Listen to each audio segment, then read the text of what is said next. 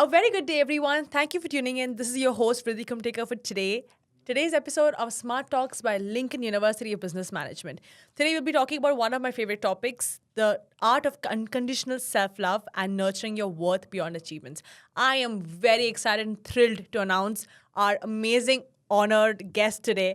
So, before I introduce her, I want to talk to you guys more about who she is and what she does. So let's embark on this transformative path to rediscover the beauty and strength that lies within and beyond the realm of achievements. Our valuable guest with us today is an expert speaker and trainer who comes from the world of words. She worked with groups, individuals, and an organization to help them reset for success using her patent SMILE, often referred to as SMILE. She's coined for her TED Talks in 2016. She inspires her listeners to empower this relationship with themselves and others so that they can become better version of themselves. Please welcome Miss Ruqya Khan, also known as RK. How are you doing today, ma'am? Awesome. Thank you so much for having me on your show. Super excited to have this conversation And with I'm you. very excited to know more about self-love. So, start talking about self-love. According to you, what is the one thing when a person discovers an unconditional self-love? What is the one thing that a person discovers? Yeah, when they're embarking into the journey of self-love. I think to embark on that journey of self-love, you first have to go through a lot of self-loathe, where you're constantly beating yourself down. You're constantly in that place of anger, upset, and not good enough kind of a space. And when you hit rock bottom is when you realize how much you need to take care of yourself first. Yeah. True. Very well said. So you said that you had gone through a certain phase of your life and that's how you came up with your patent smile. So I want to know more about what smile is all about. Okay, thank you. Wait, before I forget, is that the badge on your dress? This is is that what refers to smile? Yes, it Okay, does. so I got it right. Yes, you definitely did. Very observant. See, the smile was actually created when I did my TEDx talk in 2016. Right? I am a graduate of science, a mother of two, and I started off my journey in the world of words on one amazing afternoon, standing before a sink full of achievement. I'm going to detour from your question because That's the completely okay. backstory is We a have all little the time. interesting. Yeah. So there I was standing in front of the sink full of achievement, and I was thinking to myself, there must be more to life than diapers and dishes. And when you ask this interesting question, the world gives you, the universe ends up giving you the right answer. And the awareness of being a writer for the local newspaper came upon me. I joined a local writing group, started contributing to the tabloid, Gulf News. And as I went on with this journey as a freelance writer, I began to know a little bit about the personal development world because I was interviewing high achievers. I was learning about their journey. And I said, I want some of that for myself. And that's where NLP came upon me. I am a master practitioner of NLP. And as I became all of this person, I realized my journey is so fascinating. And how can I share it with the world? Because I was surrounded by people who were constantly complaining, complaining about the weather, complaining about the in-laws, complaining about the children, everything under the sun. And so I thought, what's one thing I can do so that I'm sharing out this message? So the SMILE strategy was created for the TEDx. And to answer your question, yes, this badge comes from actually the Prime Minister's office. I was invited to present at the Happiness Carnival that they had ran in 2018. Wow. And thank you. And this was the time when I shared the smile in public and I realized I love this. Something so simple, which is just 5 steps, and it just creates this magical shift in the way people think about themselves, about others, about their situation. And so that's where the whole journey as a smile strategist began to happen. Wow, amazing. I mean, I love how you've just spoken from what self-love is and to your own patent smile. So, how many years or months in the making did it take for you to form Smile? I'm sorry to disappoint you. It didn't. Okay. It didn't because Like it was instant for you. it was. I'm not one of those people who sits and prepares for anything in life. For a matter of fact, because even when I started writing for Gulf News, I'm not from the media industry. I'm not a student of media journalism. No, that's not me. I just love language. And so for me, it was what can I do with the resources I have, the skill set I have, the responsibilities and role I have as a mother. how can I do something with what I have and yet not neglect what I have as well, you know? So that's where it started out. Yep. And yeah, so that's about it. Amazing. As you mentioned, you had worked for Gulf News. I had worked for Khaleej Times. Ooh, nice. And I had a great time because I was a student, I was interning there. And as you mentioned about languages, even I'm a person who loves learning about different cultures and language. I recently had a 10-day trip to Europe and I visited around 4 countries in span of 10 days, all road trip with my family. So like we went to every different new country. One, we visited Prague, Budapest, Austria, and everything. And like each country has their own language, and each country has their own, the way they embark their cultural diversification and everything. As you mentioned, your love for language. I also have a love for languages. I love language. I think that was my top scoring subject back in the days. So moving on to my next question. In your experience as a life coach and founder of Smile Strategist, how crucial is it concept of unconditional self-love in fostering personal growth and influence? Great question. So, self love is important because self love gives you self confidence, right? So, to answer your previous question, which I kind of left halfway, how much time did it take for me to come up with the smile? I was very sure when I had this opportunity to present on TEDx that I needed to have a formula. You know what the tagline of TEDx is: share an idea worth sharing, Yeah. right? So, what would be my idea that I would share with the world? The idea was stop complaining. In my head, that was the bigger picture. Stop complaining, take ownership, right?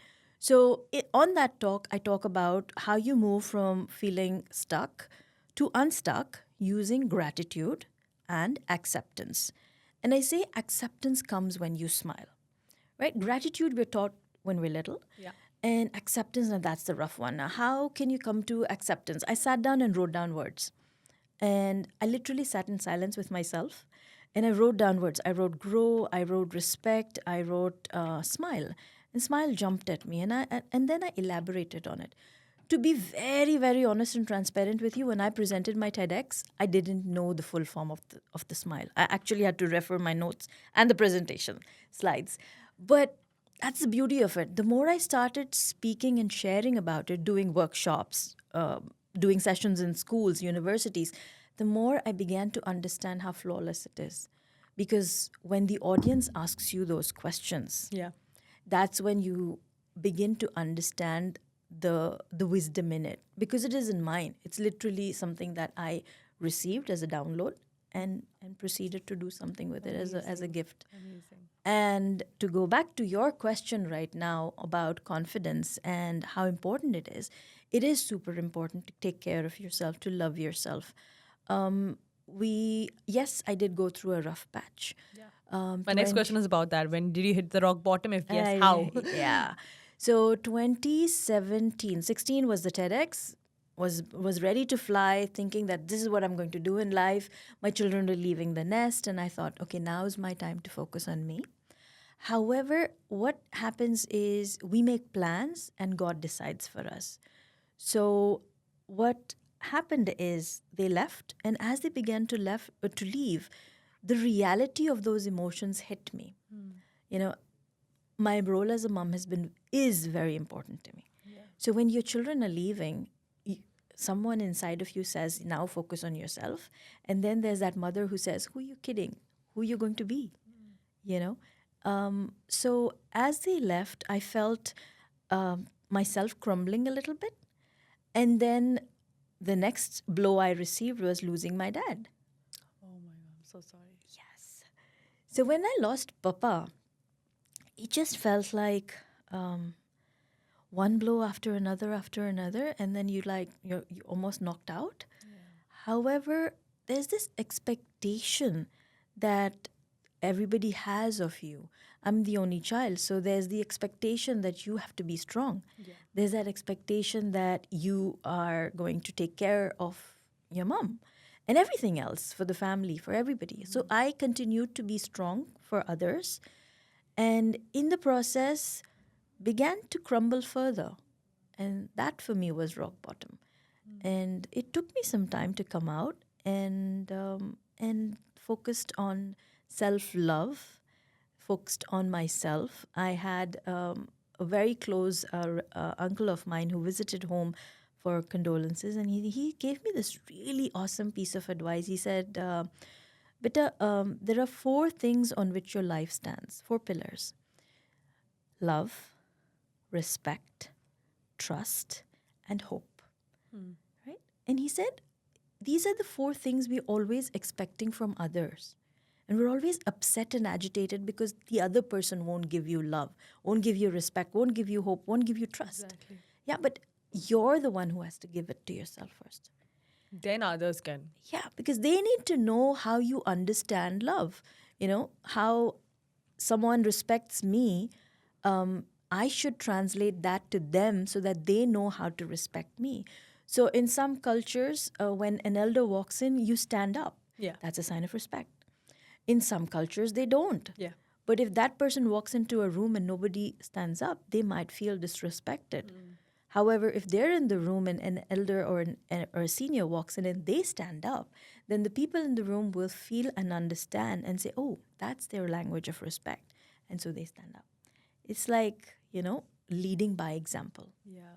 So as you mentioned, you had hit the rock bottom. What were some of the methods that you had done to discover your real self and like take it as a positive aspect of your life that yes, already you've lost so many things one by one, everything is hitting. You might have got like an hit that, oh, why God is doing this to me? And how did you overcome it? Like, I want to know that. What are the methods and strategies you had done to overcome it? Okay, so I, in April 2018, flew to Australia to be with my children. Okay. My children are like this, are the rock stars of my story. Oh, it's so cute. Thank you. So I flew out. I hadn't met my daughter in a while, and my son was visiting her in Perth at the time. So I was there with both of them, and on a bus ride, my son asked me, "Ma, what have you been up to?" He looked straight in my eyes and he goes, "What have you been up to?" So being the person that I am, and in that mental state, I tried pushing him away, saying, "I'm your mother. You can't speak to me like that," And he goes, "Yeah, but what about accountability?" When your 18-year-old is unafraid to ask you that question about accountability, that's when you really take a step back and think, what are you doing with the time and resources you have? And when I came back to UAE and I saw myself going down that spiral, struggling to get out of bed, all of that, I said, what's one thing I can do? Just one thing, because I believe in action. What's that one thing I can do so that I can support myself, get out, and literally face the world again? And so on 1st of May 2018, I started doing a live on my Facebook page. I called it #connecting the thoughts. Wow. Yeah. It didn't think it through. It was just very organic. Just wanted to talk to Just someone wanted to. maybe. Perhaps, yeah. And day 1 happened, day 2 happened, day 3. How long was the live? And it just went on for 1,551 days every single day. Wow. And it spanned across 10 countries, different time zones. Wow. Yes. What an achievement. Loved it. Thank you. Yeah. So, yes. Absolutely. That's amazing. Alhamdulillah. So like that was like something. So you said that doing live videos, live shows with people, and they might have been people who must have asked you a lot of questions. Oh, during the yes. live, right? Oh, yes. Was there something which you really like remembered, an individual asking you a particular question which you could resonate with? It wasn't a question. However, there is one person that I cannot not talk about when I talk about my daily lives is Cindy Martin. She was a retired teacher, a cancer survivor of 2 times, 2-time cancer survivor, yes. And she had made my lives a daily routine. She would start her day. She was in Ohio, and she would start her day with my live session. Okay. So literally, I would go hello, hello for my live. Sorry about that. I would go hello, hello for my live, and then hi, Cindy. So that was like a regular for a number of throughout, quite literally. And on day 1,000, I opened the platform for listeners to come and speak with me on the show. And Cindy at the time was in ER. She had a stomach ache that just wouldn't go away, and she joined me from the emergency room. Wow. Shout out to Miss Sydney for sure. Definitely. Unfortunately, I lost her. Okay. However, the kind of love and support I got from her, she's definitely my warrior angel. She's looking from above. Oh, yes, for she is. sure. For sure. Yes, she Shout is. out to her. Really nice. So nice to see that, we take inspiration from people. And we meet across people every day with so many challenges, so many things. And once you sit down and you open up, as a life coach, as you mentioned, Yep. what was the one aspect that you came across in your life? It was like I think something which really inspired you from people's story. Like, is there like a particular individual that you felt so inspired from and who shared like the similar story like you? Is there any particular individual you would like to? There we're definitely influenced by a lot of people. So I'd like to think that we all are gems, and each experience shapes us. Yeah. Right. So each experience, each interaction shapes us. You're shaping me right now, just as I am, and just as the listeners are with our amazing conversation. What apart from a person, would it be okay if I shared about the smile and told you Definitely. what the smile has taught me? Yes, of Yeah. course. So when I look at the smile, and like I said, I've presented it in 10 different countries, the beauty of it is it's universal and it can fit anywhere. It can fit in a corporate space to help your employees move with productivity. It can help in relationships, enhancing, building, and empowering them. It can help with communication skills. And whenever I present, and to whatever audience I have presented it, everybody has the same feedback on life, the same experiences. We all around the world are different, Yeah. yet all the same, right? We're all same yet different. Yet, yeah, and that's what makes us unique. Yeah. Right? And the beauty is that when I talk to them about okay, I'm just going to quickly tell you what the smile is. So it's S is silence the mind, M is manage your attention, identify the intention, let things go, and energize the possibilities. Wow. Yeah. Amazing. So L, which is let things go, that's where everybody gets stuck. True. So regardless of whether I'm presenting in Australia or I'm presenting in India or in Oman or wherever in the world, UK, everybody gets stuck on L because everybody has that little devil inside, which is the ego. So everybody gets stuck on that. So that I found very interesting to observe in people. The hopes are the same, the joys are the same, the fears are the same. We're all Even me, for something, if something is, as I mentioned, 2021 was a very tough year for me. I've gone through a lot of challenges in my life, both physically and mentally. And then there was this one individual who came up to me and helped me overcome. I mean, more than an individual, it was my mom. Shout out to my mom. She was there for me. She was there for me at my rock bottom. Even my dad. So I think there has been like some aspects of our life where we meet certain individuals. As you say, we don't meet anyone by accident. No. I've definitely not met you by accident. You are here maybe to share a complete different story which I resonate with and which our viewers and listeners resonate with.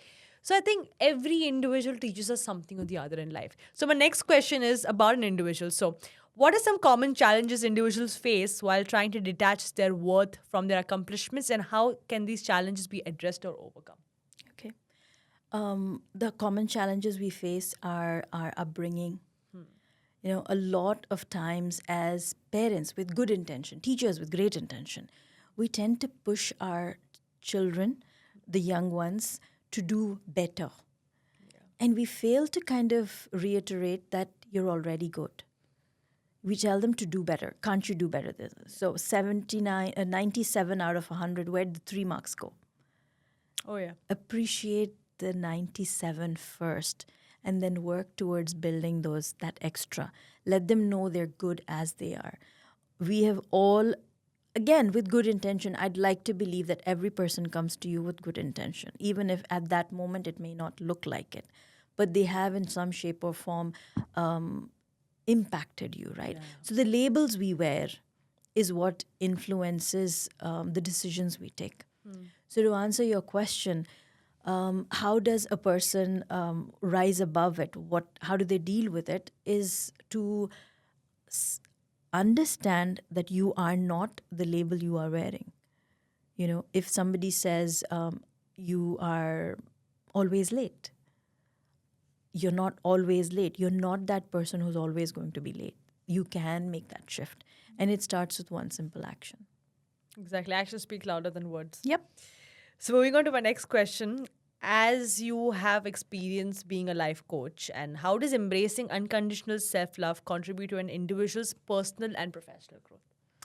So when you embrace unconditional self love, and unconditional is the word there that really jumps at me, is what happens is you become your most favorite person. The dialogue is there, no, in Jab We Jab Met. We मैं Met. अपनी favorite हूँ. I go with that all the Have time. to. You have to. You have to be your favorite. Yeah. So when you become your own favorite person, what happens is everything around you begins to look brighter, more colorful, more hopeful, and there's so much else that's possible. Like a positive energy is there. Yeah. You Which you become like- this magnet. Absolutely. Yeah. And the right people walk into your world, the right opportunities open up, and you don't self doubt. I think the biggest thing that pulls us down is self doubt. When you're giving yourself that sense of love and you're there for you, doubt begins to creep out because you're filling the room with so much of love and positivity that there's no room for negative. There's no room for doubt. There's no room for fear. And there is no room for others who might come in. Has it ever happened to you that when you kind of shift the way you think about things, sometimes you tend to lose friends? Absolutely. Oh, Friends, my people. next question was about that, but yeah, as you said, continue. I have lost a lot of friends. Oh, good. And I'm very happy. Yeah. You move on from people because you are becoming a better version of yourself. And at Exactly. that time, I didn't realize. Yeah. I felt, oh no, something is wrong with me. Why are people leaving me? Why is this happening to me? But then, as and when I'm turning a year older every year, a sense of maturity just come and hits you, and reality hits you, and be like, no, Vriddhi, it's good. You're moving on from people. And that's one thing which my mom always said, if you are stuck with the same group of people right from childhood to now, you've not grown. You haven't grown. Exactly. You have to grow as an individual in order to get those opportunities and go out in the world and think out of the box. So I'm very happy that I love that we're conversing about this, because my next question to you is, I'll be very transparent with you. I have this horrible habit of overthinking. So what is the one method you would give it to me? And like the Gen Zs of us, we all know the Gen Zs like me, they all are waiting for this question. How do you overcome overthinking? Because I have it all the time. Like suppose a friend of mine doesn't text me for a long time. I'll be like, hey, how are you doing? I hope you're okay. And then like the person just leaves me on scene, and then I will overthink. So what is the one thing you would tell me to master it, to stop overthinking? Because I'm tired of overthinking. What was the L? What was the full form of L? Letting go. Let things go. Yeah. So I'll take you to Amman. Yeah. All right. Let's go to Amman. We have the Dead Sea there. So my husband and I love to travel, and Dead Sea was one thing I definitely wanted to do because I don't know how to swim. Okay. So it's like, there's this one place I'm going to be so confident in the water and blah, blah, blah. And he goes, yeah, let's do this. We go. I walk inside, and there are these huge boulders. Have you been to Amman? Have you experienced the Dead Sea? My dad has. Okay. But he had told me about all his experience. So I do have a little bit idea. Okay, you do have an idea. So Yeah. I'm just to walk you through my experience. There are these huge boulders of rock, as you may see on Mamzar and Jumeirah, right? So, and then you walk on them, and then you walk into the water. So I'm very sure that, logic tells me I'm not going to drown because this salty water is so buoyant, it's going to float me up, right? So walking into it, walking slowly, slowly, slowly. And that's when my subconscious hits me. It goes, what are you doing? You don't know how to swim. Oh, And shit. I'm holding on to the rocks because I don't know how to swim, right? So I'm holding on to the rocks. And the thing with the Dead Sea is it's crystalline salt on the rocks as well, because that's how it is, right? Condensation condensation. Condensation, yeah. I hope my physics teacher isn't listening. But anyway, yeah. So you've got these crystals of salt on those rocks, okay? And I'm holding on to them because I'm scared. And I'm not letting go. Okay. Although my mind tells me, listen, you're not going to drown. You will float. Yeah. But my subconscious, who has this one responsibility to keep me alive, says, don't let go. It's like two minds are fighting. Yeah. And Oh, that's what we're God. doing when we're overthinking, Exactly. right? All the time. Your heart wants to hold on. Your subconscious, you want to hold on to those people, but they're hurting you. You're in water. It's cutting through. Those crystalline salts are cutting through your skin. You're getting bruised. It's burning, but you're still holding on. So you have two options. Either you let go and enjoy the experience of trust in what's there for you ahead, or just get out of that space, man. Okay. As simple as I'll that. definitely take this advice. And like next time if I'm overthinking, I'm just going to be like, for me, I tend to meditate a lot. Like when I'm overthinking, I just keep my phone like silent. I'll be like, I So need to do silence the that. mind. Silence the mind is about meditation, square breathing, prayer. Prayer definitely does help, of course. Thank you so much. I love that. So moving on to my next question. In a society where often emphasizing on achievements and like, oh, what you have done and everything, how can we collectively encourage a shift towards value self-worth beyond accomplishments? Okay. So if I asked you to make a list of all the people you love, name 5 people top of your mind who you love. Mom, Yep. dad, brother, my pet Marshmallow, and my best friend. Okay. 5 of them. 5 of them. Top Where- 5. Top 5. And where are you in this list? Wow. Okay. So now we see it. see it. Amazing. Okay. Yeah. So it's not about your achievements. It's about who would you be if I stripped you of all the titles, education, relationships? What's the essence of you? Get to know think yourself. about- exactly. Okay. Yeah. Work on gratitude. Write a gratitude list. 3 things. Start your morning with it. Close your day with it. Write 3 things that you are super grateful for about yourself and not allowed to repeat. Like journaling does help, right? Journaling is a lifesaver. I used to do that, but then I don't know why suddenly I just became lazy and I'm just seeing my phone in the night and I sleep. Okay. Being kind to yourself is important too. Yeah, I mean, imagine walking up to somebody who's going through a very, very rough time and telling them, you know, get over it or move on. You have so much to be grateful for. They don't want to listen to that. If they're going through a rough patch, they're going through a rough patch. You like, I think this is one quote with someone, I don't know, I don't remember the celebrity name or something, but like one interviewer had asked, if you're going through something, how would you get out of it? She just said, go right through it. You have to. There is no bahanas, there is no excuses, there is no like, oh, we'll take a U-turn, we'll just do detouring or something. No. You have to go through it. You have Because to. when you face through it, all the lashes which will hit you, you will be the one to protect yourself from it. Or maybe it might just go through you. Yeah. But that's the art. Yep. So yeah. Wow. It's So amazing. you have to go through it. And you can't, the reason why coaching helps so much is because coaching helps you uncover the answers. So coaching is very different from counseling and consulting. Yeah, people actually mistake these 2 words. Yeah. So coaching is about questions. You know, sometimes people come to a coach and then they go, oh, but you didn't give me any answers. Of course I won't give you your answers because you have your answers within you. So for instance, what if someone comes to me and talks about being overweight, okay, and that's affecting their self-confidence. Yeah. So what if I tell them, oh, go for a surgery or do a gym membership, and suppose they don't have the resources, that just makes them feel even more guilty and sad and weighed down, right? I need to understand from them what are their resources, what are their answers, and how best can they function. And what are the possibilities of achieving it? Like, what is yeah. your road Yeah. to the finish? Yeah, and I cannot tell you that you do this, this, this, this. You need to figure out with me, and that's where I will walk with you to get to where you need to get to. And I will Very hold well you explained. accountable. Thank I you. hate to say this, but we're coming to the end of the session. So to finish this off, lastly, for individuals seeking to implement unconditional self-love, what one piece of advice or insight would you want listeners to take away regarding nurturing the self-worth beyond achievements? The one major piece of advice. Major piece of advice is to be kind with yourself and take everything with a pinch of salt. Everything, huh? Everything, yeah, everything. Like any criticism also? Of course. Of course. Even if that criticism is coming from you yourself, because 80% of the time we are our biggest critique.